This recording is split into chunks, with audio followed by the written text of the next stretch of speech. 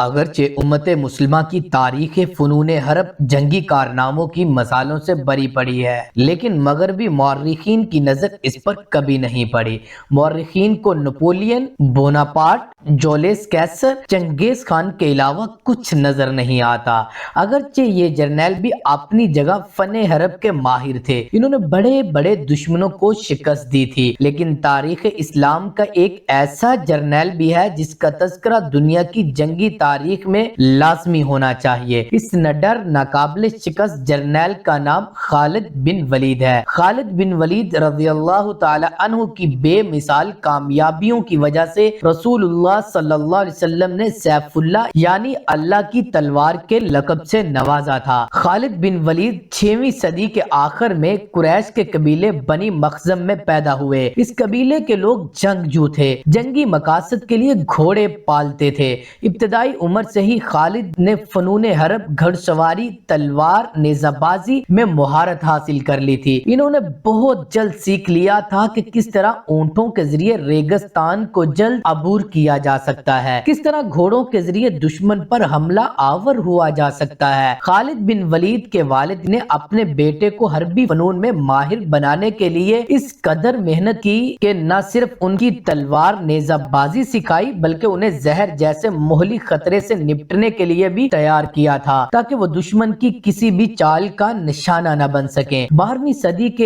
ایک مورخ ابن عسکر نے لکھا کہ خالد بن ولید نے ایک مرتبہ ایک جنگ کے دوران دشمن کو زیر کرنے کے لیے ان کے سامنے زہر پی لیا تھا تاکہ دشمن لڑنے سے پہلے ہی ان کی دہشت کے ہاتھوں شکست کھا جائے، لیکن اللہ کے حکم سے خالد بن ولید کو کچھ بھی نہ ہوا۔ اسلام قبول کرنے سے قبل جنگ احد میں مسلمانوں کا شدید جانی و مالی نقصان بھی خالد بن ولید کی جنگی حکمت عملے کا ثبوت تھا، لیکن اسلام قبول کرنے کے بعد وہ نہ صرف مسلمانوں کے کمانڈر تھے بلکہ انہوں نے حضور اکرم صلی اللہ علیہ وسلم کے حلقہ قرابت داروں میں بھی جگہ بنا لی تھی۔ اصل میں قبول اسلام کے بعد ہی خالد رضی اللہ تعالی عنہ کا جنگی کیریئر شروع ہوا تھا۔ جنگ موتا میں جب رسول اللہ صلی اللہ علیہ وسلم کے مقرر کردہ تینوں کمانڈر یکے بعد دیگرے شہید ہو گئے تو ایسے کڑے وقت میں خالد بن ولید نے فوج کی کمان سنبھالی، 3000 شکست خوردہ سپاہیوں کو ہمت دلائی، اپنی بہترین جنگی حکمت عملی سے دشمن کے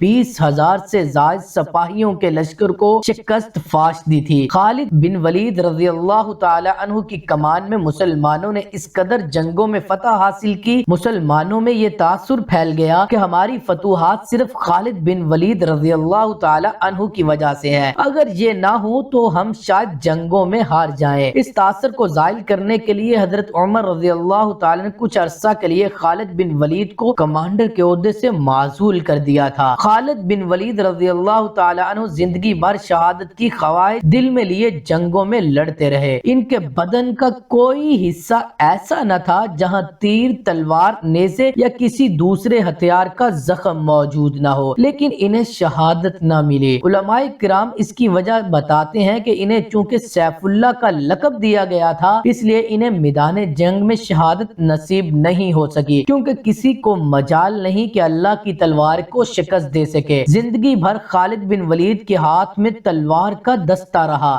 وہ اللہ کی راہ میں جہاد کرتے رہے۔